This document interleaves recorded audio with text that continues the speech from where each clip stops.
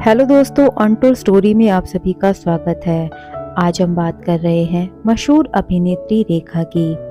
अभिनेत्री रेखा की professional life जितनी खूबसूरत रही है, उतने ही विवादों में पर्सनल लाइफ भी रही है।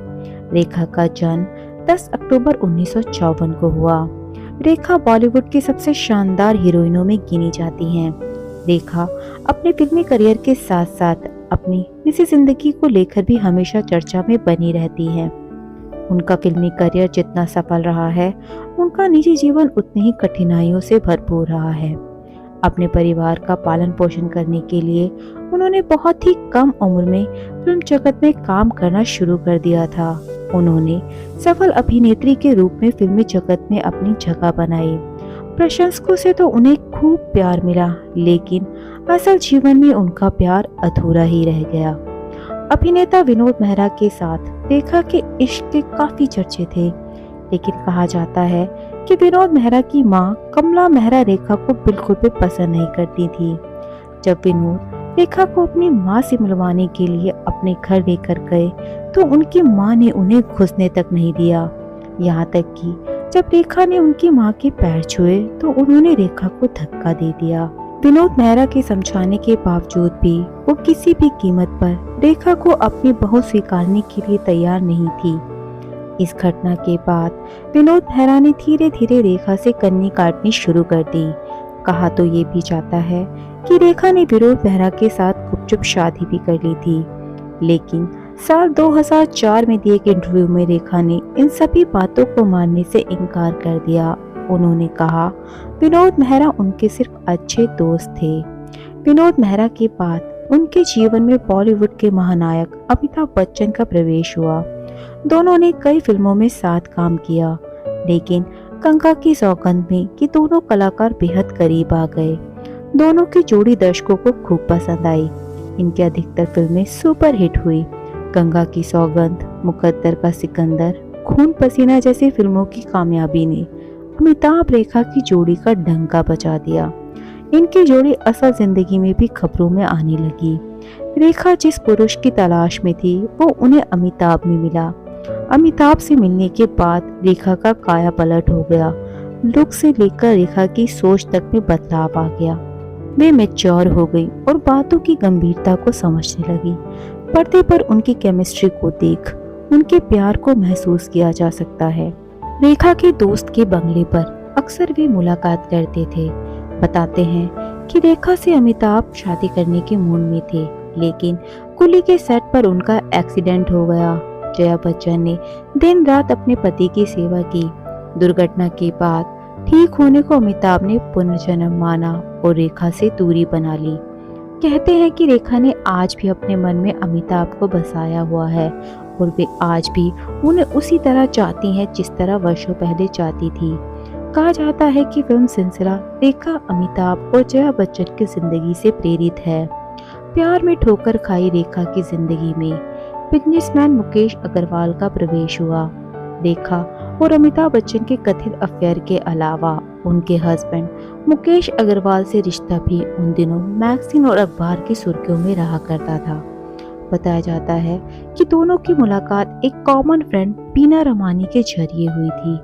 रेखा भी तब फिल्मी करियर के साथ साथ अपना घर बसाना और संवारना चाहती थी। मुकेश के साथ की उन्हें जच गई और मुंबई में रेखा के घर जाकर मुकेश ने उन्हें शादी के लिए प्रपोज कर डाला। रेखा ने शादी के लिए हाँ भी कर दी। इधर रेखा ने हाँ कही और मुकेश ने कहा हम इसी वक्त शादी करेंगे। तब न घर वाले मौजूद थे और ना ही कोई रिश्तेदार।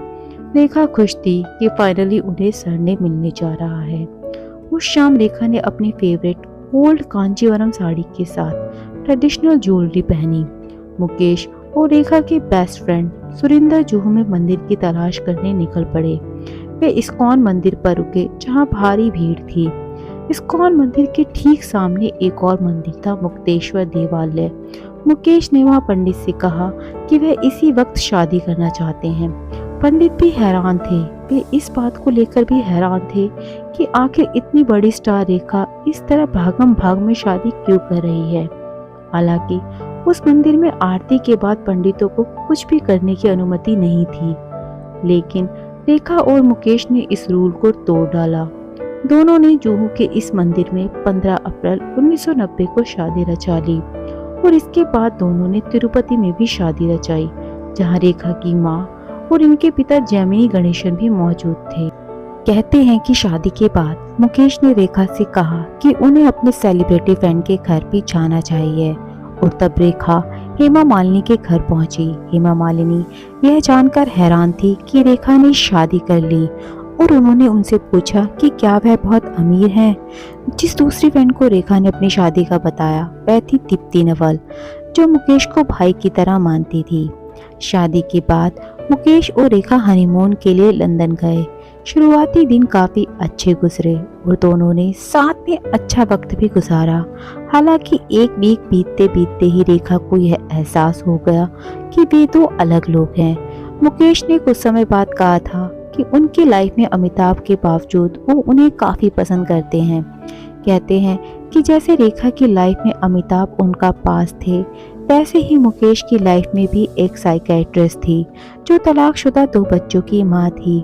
रेखा से शादी के पहले मुकेश उनके बच्चों का ख्याल रखते थे और उनके साथ हॉलिडे के लिए भी जाया करते थे।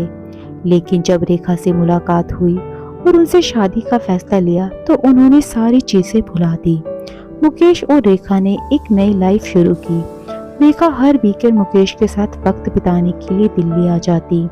रेखा को ग्लैमर से दूर यह लाइफ अच्छी लगने लगी थी। मुकेश के आने से उनकी लाइफ में बड़ा चेंज आया था। हालांकि यह सब ज्यादा समय तक नहीं चल पाया क्योंकि दोनों एक दूसरे से बिल्कुल अलग थे। कहते हैं कि जहां मुकेश को लैविश ग्लैमरस पार्टीज पसंद थी, वहीं रेखा इन सब से दूर रहना पसंद करती थी। रेखा उनके साथ अकेले वक्त बिताना पसंद करती थी। वीकेंड ट्रिप पर रेखा ऐसी ही पार्टियों से घिरी रहती थी और वह उनके साथ वक्त बिताने के लिए बेचैन रहती। बाद में उन्हें लगने लगा जैसे वो ट्रॉफी वाइफ की तरह उनके घर में हो।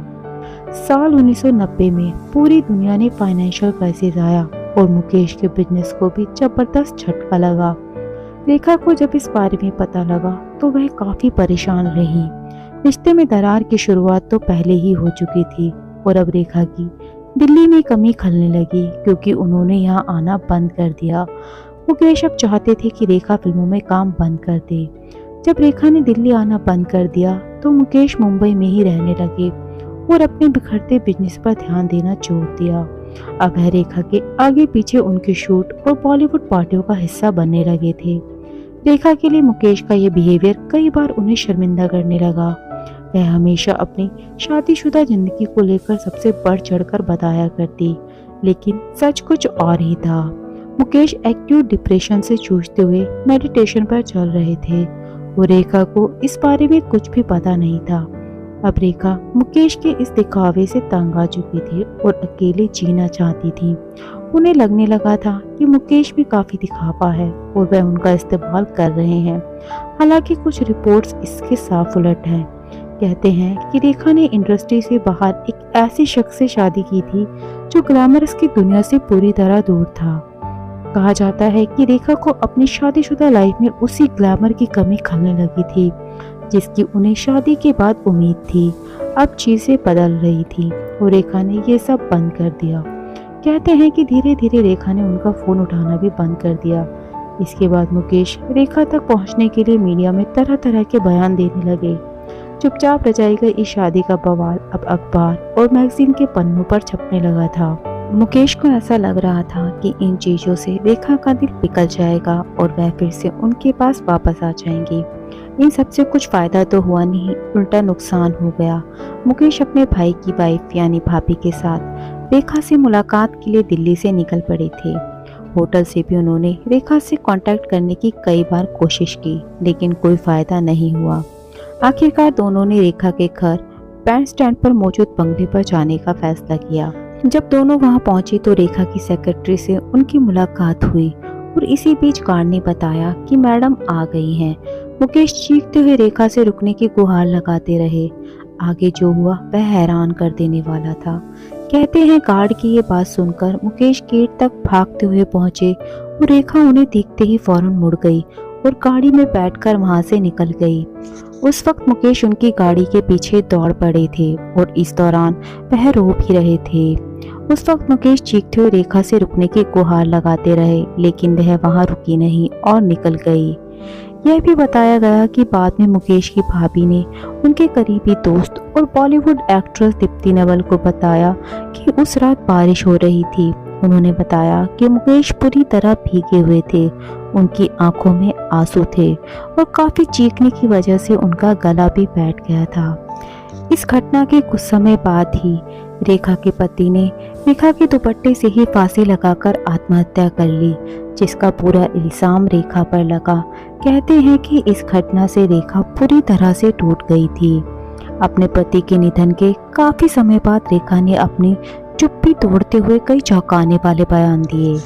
इस मुद्दे को लेकर रेखा ज्यादा समय तक शांत नहीं बैठी और उन्होंने अपनी कहानी बयां की।